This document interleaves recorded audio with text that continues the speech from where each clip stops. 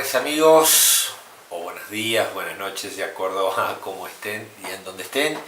Es un gusto reencontrarme con ustedes y vamos a seguir con nuestro módulo sexto, en donde estamos tratando de ver modelos de abordaje, pero básicamente el modelo de abordaje desde la perspectiva del tratamiento en facendas, y ya vamos a explicar un poquito qué es eso.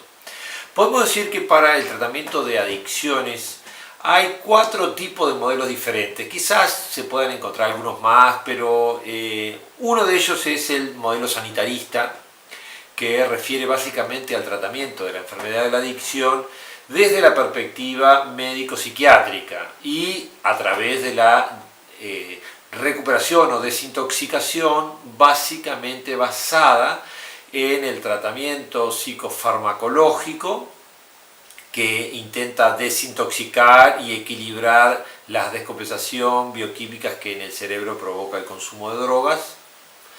A veces este modelo viene acompañado también de un acompañamiento psicológico, pero que básicamente no trata la triple dimensión de la enfermedad de la que hemos hablado en ocasiones anteriores, biopsicosocial. O sea, esta es una enfermedad que tiene un origen biológico, que tiene una repercusión o integración e inclusión de la dimensión psicológica del sujeto humano, pero básicamente una enfermedad que tiene que ver con los vínculos y comportamientos. El segundo modelo que puede estar en circulación y que podríamos considerar desde una perspectiva es el modelo que a mí me gusta llamarle de concientización. Básicamente puede incluir o no tratamiento psiquiátrico, pero básicamente concentra todo su esfuerzo en concientizar la problemática de la enfermedad, hacer consciente la enfermedad y hacer desde la concientización un proceso de cambio en la medida de que cuando más sé de esta enfermedad, cuando más intelectualmente comprendo de ella, puedo transformarla. Ustedes verán muy asociado a este modelo el modelo Minnesota, que es una propuesta que nace en los Estados Unidos y que básicamente ha tenido un importante éxito en el tratamiento.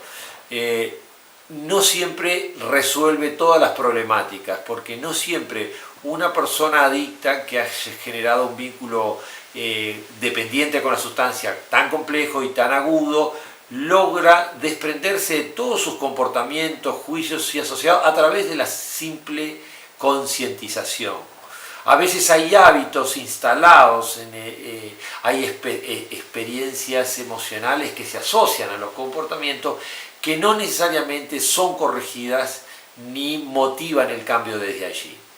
Si bien este modelo de concientización es básicamente intelectual, tiene sí un fuerte componente de tratamiento psicológico y de tratamiento básicamente emocional. Podemos decir que hay, por otro lado, otro modelo donde incluyen otra gama de modelos que incluyen los de tipo comportamental, o sea, cambio de conducta. Y básicamente ahí podemos ubicar al proyecto UOMO, un proyecto europeo de la década de los 70, 80, que básicamente se concentra en el cambio de comportamientos del sujeto e insiste en ese aspecto. Y después podríamos encontrar como un modelo intermedio entre el modelo de concientización y el modelo conductual, el modelo de cognitivo-comportamental. Ahí entran en el modelo cognitivo-comportamental una cantidad de proyectos y de abordajes terapéuticos, y entre ellos entra el modelo Facenda, el modelo de las comunidades terapéuticas, básicamente de origen en Brasil. El modelo Facenda nace en la década de los 80, a principios de los 80, lo funda un sacerdote jesuita llamado el padre Haroldo en Brasil, y este señor, preocupado por toda la problemática de la adicción y la problemática social que generaba en los adictos y sus vínculos, empieza a indagar qué puede hacer. Y conoce el modelo Minnesota, conoce el modelo conductual, conoce el programa de 12 pasos que los Alcohólicos Anónimos habían fundado desde la década de los 30 del siglo XX en adelante, y que a su vez también después fue utilizado por otras comunidades, entre ellas por el 40 y pico, 42, 43, lo incorpora básicamente para el tratamiento de drogas Narcóticos Anónimos. Así que tanto Alcohólicos Anónimos como Narcóticos Anónimos desarrollan un programa que ya no incluye solamente el cambio comportamental, ya no incluye solamente generar conciencia, sino que básicamente se concentra en una ruta espiritual para trabajar la problemática de la adicción. Y básicamente suele ser muy exitoso, de los modelos más exitosos. ¿Por qué? Porque es conducido, es dirigido por adictos, y básicamente también ese modelo se acompaña, se autogestiona, y tiene dos principios: el principio de la autoayuda y la mutua ayuda, ¿no? Basta que se junten dos adictos que puedan conversar sobre su problemática, que puedan empezar a conocer sobre su enfermedad, que puedan ir conociendo el programa de recuperación, que será el programa de 12 pasos, logra básicamente generar cambios importantes. El padre Haroldo, al regresar a Brasil de esa experiencia, entiende que hay que entrenar en el programa de 12 pasos, que es el programa que básicamente espiritual y comportamental por excelencia. Se aproxima muchísimo a un camino de discipulado. Uno lee los 12 pasos y el camino de los 12 pasos tiene mucho de vida espiritual.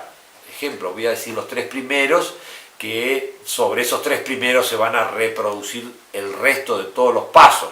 En una forma de profundizar. El primero es admitimos que éramos impotentes ante nuestra adicción y que nuestra vida se había vuelto ingobernable.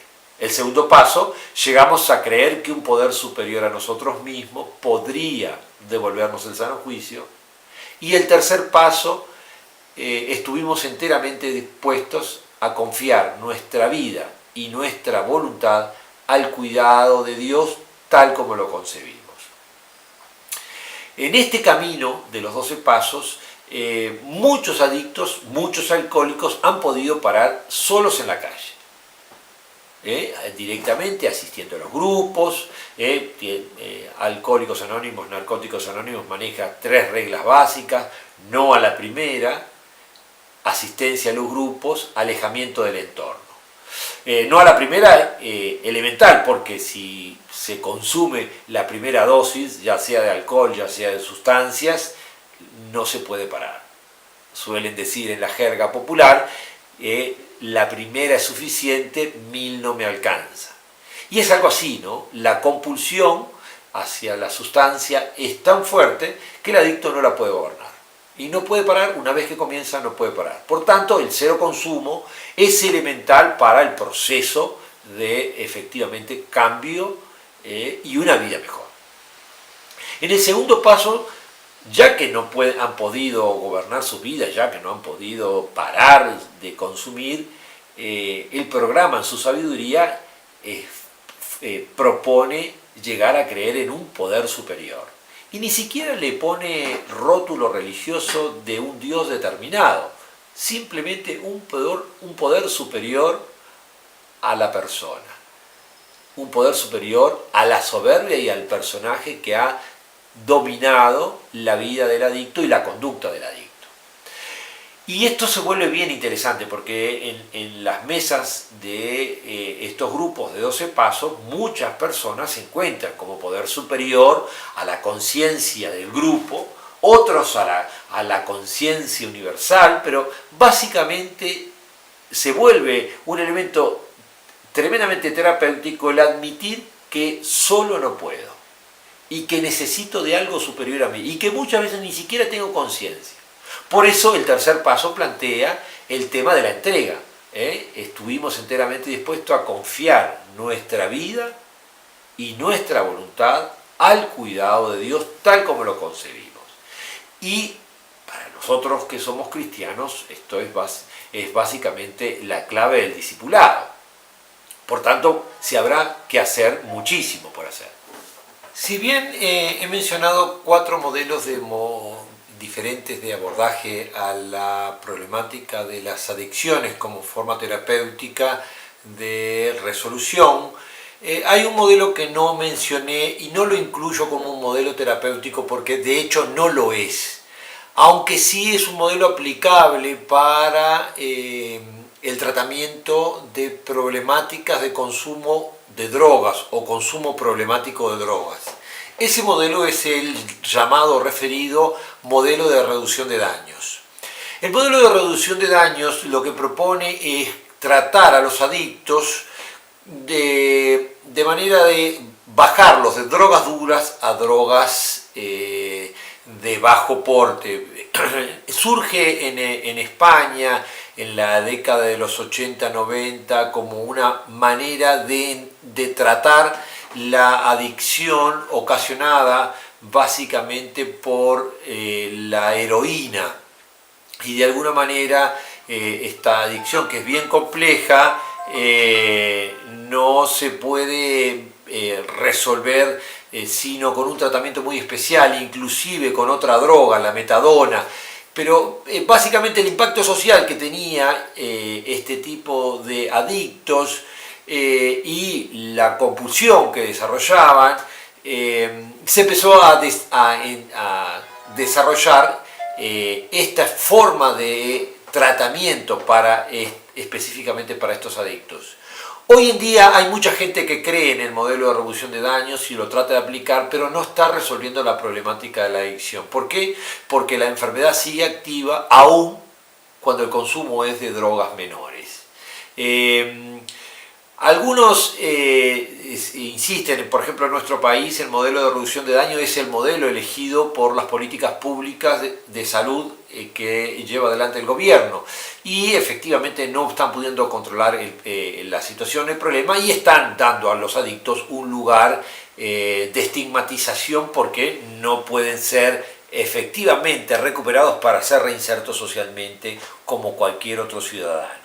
Mientras que los que creemos en la recuperación estamos entendiendo que hay formas de abordaje terapéutico que sí llevan a la reinserción social y a la recuperación de la dignidad humana. Y estos modelos terapéuticos sí son esos 4 que mencioné anteriormente. Gracias por comprender esta diferenciación, porque es fundamental, ya que ustedes se van a encontrar en sus países con este modelo seguramente en acción. Bien, entonces nos encontramos en el modelo Facenda. El modelo Facenda entonces va a intentar integrar la parte sanitaria. Es fundamental en el proceso de desintoxicación de un adicto el acompañamiento de un psiquiatra que obviamente pueda compensar el síndrome de abstinencia con los psicofármacos adecuados. También lo va a acompañar con el proceso de cambio comportamental y concientización, pero básicamente lo que va a intentar este programa de Facenda, este modelo Facenda, es generar una integralidad, incluyendo esa dimensión espiritual, lo que en las características de la enfermedad de la adicción se ha definido como el dolor profundo del alma, atender ese dolor profundo del alma. ¿Cómo y en qué se basa una comunidad terapéutica modelo Facenda? Bueno, en principio 3 pilares: trabajo, disciplina y oración. ¿Cómo se da este acontecimiento?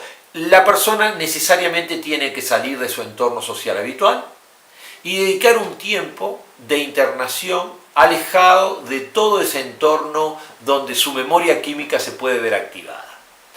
En una chacra, donde esa chacra básicamente tiene toda una estructura de funcionamiento, reglas de funcionamiento, una vida y un cronograma diario muy dinámico en el que se va reformulando toda la vida comportamental a partir de las reglas.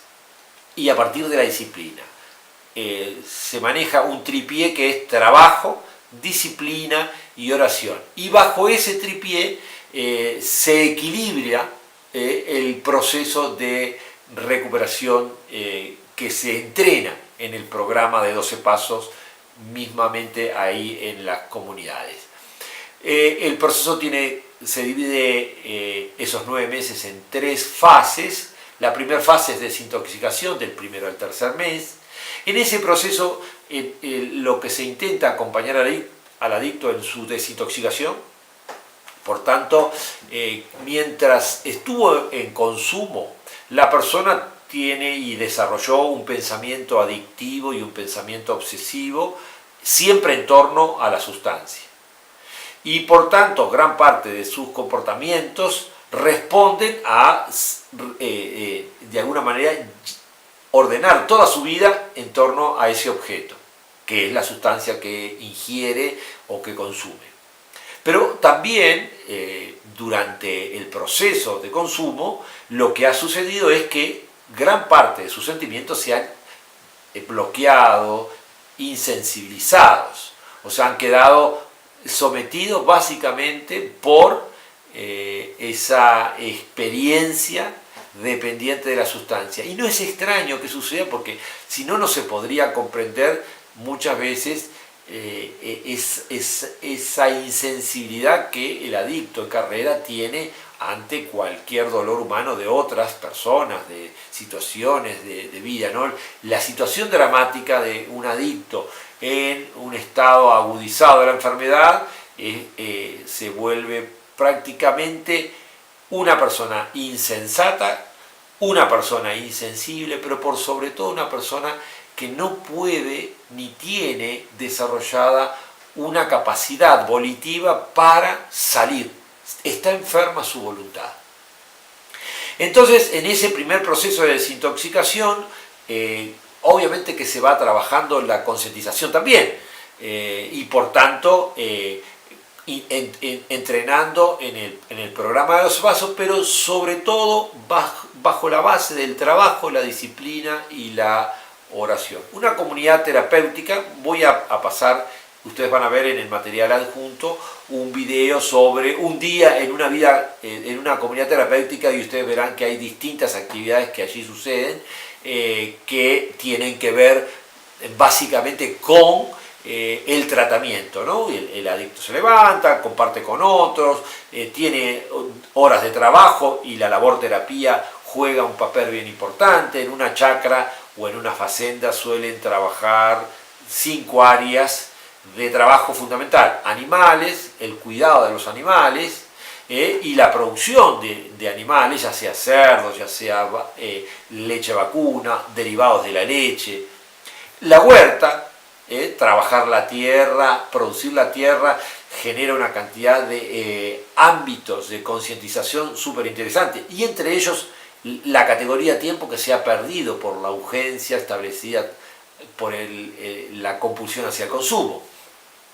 El área de cocina y panadería, que es un área donde prácticamente la persona va aprendiendo nuevamente a cumplir con horarios, a cocinar para otros, y efectivamente la exigencia lo pone a un nivel de estrés que es fundamental para trabajar terapéuticamente la baja tolerancia a la frustración.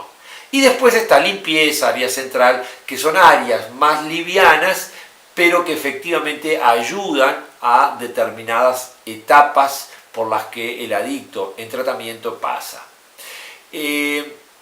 Una vez terminada esta fase de desintoxicación, empieza un proceso de resocialización. Cada una vez al mes el adicto va a tener una salida de 2-3 días, de acuerdo a cómo ha sido su comportamiento y el merecimiento de la misma que haya generado. Esto es muy parecido. Ustedes recuerden que un adicto es un dependiente, y como dependiente piensa que el otro tiene que resolver, cree que el otro tiene que resolver su vida. En tratamiento, el camino y la ruta terapéutica es hacia la independencia. Por tanto, el adicto tendrá básicamente que hacerse cargo y responsable de sus actos. y por tanto asumir responsabilidades. Finalmente la facenda, la chacra, termina siendo un gran gimnasio de entrenamiento, donde se cumplen reglas, se asumen responsabilidades y entre tanto se va concientizando cómo la enfermedad ha ido gobernando y dominando y haciendo perder de alguna manera la capacidad volitiva que se está entrenando. ¿Por qué? Porque frente a esta enfermedad, si uno no hace nada, la enfermedad hace por uno, por tanto el adicto va a seguir en estadio de consumo y por tanto va a seguir con vida ingobernable. Si uno tiene la opción de decidir si consumir o no consumir y a partir de esa decisión tan importante la vida puede llegar a ser diferente, efectivamente lo que va a tener que hacer es entrenar toda aquella parte frágil de su vida que no puede decidir. Por tanto, se va a tener que enfrentar y superar las distintas frustraciones que le genera el no. El no en todas sus expresiones, o sea, los límites. Ustedes van a tener junto al material del modelo terapéutico una cantidad de recursos, los 12 pasos, los 12 principios de amor exigente, porque lo mismo que sucede con el adicto dentro de la comunidad terapéutica, sucede con la familia que tiene que tratarse para romper ese círculo codependiente de que hablábamos en capítulos anteriores, tiene que efectivamente generar cambios. Esto funciona si hay cambios, si no hay cambios no funciona. Y tendrán ustedes también un paquete de recursos que son los que se utilizan y se estimulan desde la espiritualidad. Porque ¿qué rol juega la espiritualidad en este proceso? Y efectivamente generar la motivación, generar el espacio reflexivo y el espacio incluyente. La espiritualidad genera el ámbito para poder crear condiciones de perdón. Si en el tercer paso se le propone al adicto en recuperación entregar su vida y su voluntad al cuidado de un poder superior o al cuidado de Dios tal como él lo conciba, efectivamente va a tener que trabajar mucho la obediencia. La obediencia al programa. ¿Y el programa cómo se construye? Y se construye en función de la experiencia de otros adictos, de otros alcohólicos que han logrado salir del estadio gobernados por la enfermedad. Por tanto, nuestro rol como capellanes en esta instancia es acompañar, básicamente sabiendo por el proceso que el adicto vive, que es un proceso de duelo. Por eso en el módulo anterior envié algunos materiales sobre los duelos que vive el adicto, porque en realidad, si no comprendemos esta dinámica, nuestro apoyo y nuestro consuelo puede estar errado.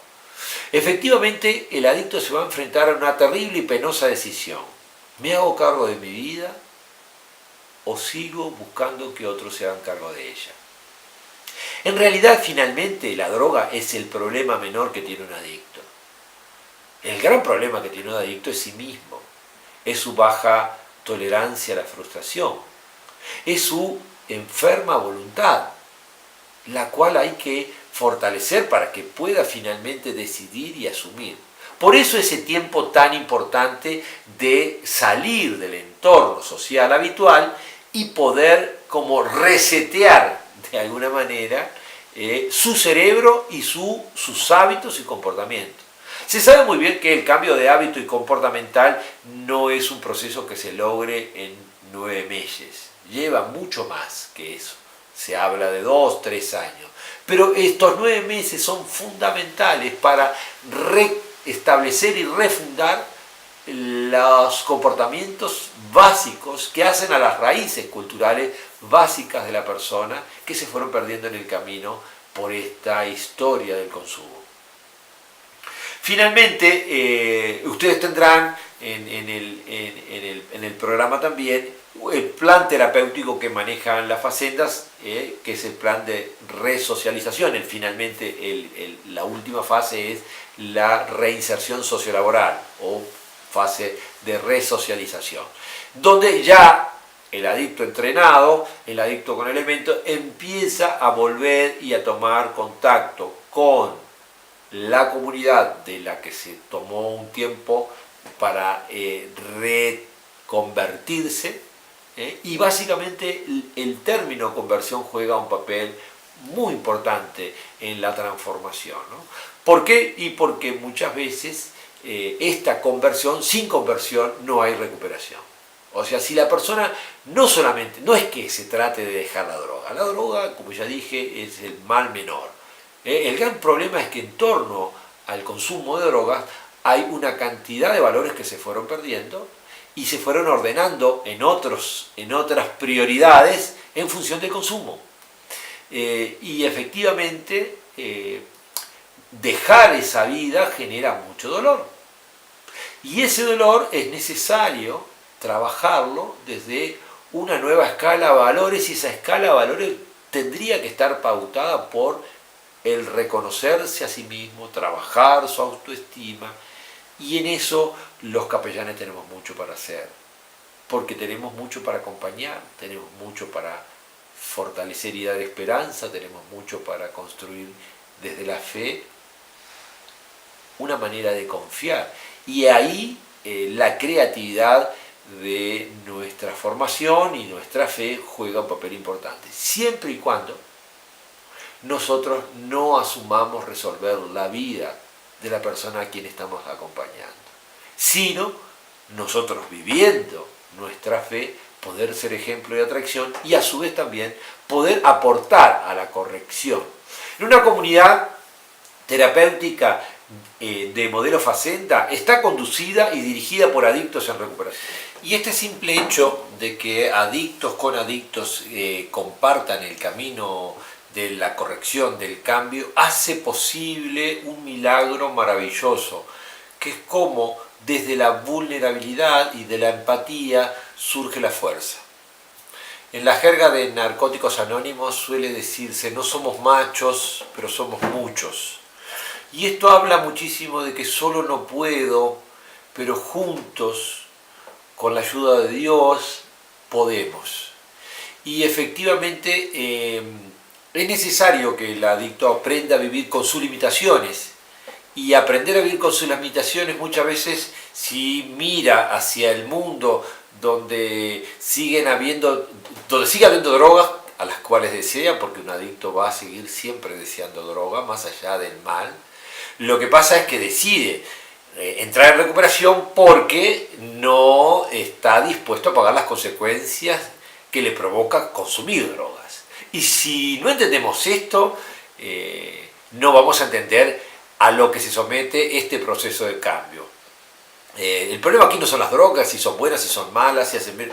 El problema aquí es que la persona que está enferma y depende de las sustancias para vivir, o crea esa ilusión de que depende de la sustancia para vivir, necesita descubrir que puede vivir sin la sustancia, que puede vivir sin todas las necesidades e ilusiones que ha creado en función de la dependencia. Y puede ser independiente y puede crear un sacrificio. Y por tanto, entender esto, recuperar todo lo que se perdió, implica un esfuerzo y un cambio que es muy doloroso y que solo quien ha atravesado y ha vivido y siente y experimenta puede articular junto con quien se quiere recuperar. Por tanto, en una comunidad terapéutica, que adictos dirijan, conduzcan y corrijan es fundamental. ¿Qué es lo que sucede en una comunidad terapéutica? Existe un equipo profesional de apoyo. Ahí el psiquiatra que acompaña y resuelve toda esa parte que no puede resolver un adicto. Ahí la psicóloga que acompaña los procesos que se van abriendo y despertando en el proceso de la vida. Y ahí el capellán o el director de área de espiritualidad que va dando contenido y sentido, motivación y estímulos a la vida nueva que se está eligiendo vivir, ¿no? Por eso también es muy importante que los capellanes que trabajemos en comunidades terapéuticas de modelo Facenda comprendamos, entendamos y aprendamos sobre los programas de 12 pasos y también sobre el programa de 12 principios de amor exigente, porque Amor Exigente es un organismo que trabaja lo mismo pero para codependencia. Es bien curioso, el padre Haroldo, cuando empezó con las comunidades terapéuticas en la década de los 80, empezó a ver que había algo que estaba faltando. porque los adictos hacían buenos tratamientos, generaban una concientización que les provocaba asumir una conversión, y esa conversión les entraba en recuperación, pero volvían al entorno familiar disfuncional. Y efectivamente era un índice muy bajo aquellos que lograban sobrevivir al sistema enfermo de la familia, al sistema codependiente familiar. Y efectivamente se empezó a dar cuenta de que si no tratábamos la familia, esto no funcionaba. Y al generar el programa de 12 principios de amor exigente y todo este organismo que está en torno a la familia, en los grupos de 12 pasos pasa igual con los grupos de Al-Anon para los familiares de alcohólicos y Nar-Anon para los familiares de narcóticos anónimos. Y funciona. Lo que tiene de bueno y diferente, enriquecedor, amor exigente, es que ha generado un plan terapéutico que está al nivel y al proceso de las dinámicas que se dan dentro de una comunidad terapéutica, que es un periodo de intervención no mayor de 9 a 12 meses. Y entonces, durante ese periodo de tiempo, cambios que podrían llevar más largo plazo en los grupos de 12 pasos, se concentran básicamente en esa etapa, y la familia logra también reenganchar en un proceso de cambio y de recuperación de sí mismo. Porque si bien el adicto es dependiente de los demás, la familia es también de alguna manera dependiente del adicto. Empieza a dar al adicto lo que el adicto no resuelve por sí solo. Y a costilla de eso, la familia se posterga, se olvida de sí misma, la disfuncionalidad empieza a reinar y a gobernar el entorno familiar. Entonces, un entorno familiar que tiene un adicto, el adicto es el emergente de un entorno familiar disfuncional o afectado o enfermo. Es necesario que trabajemos toda la familia. ¿Y quién lo hace?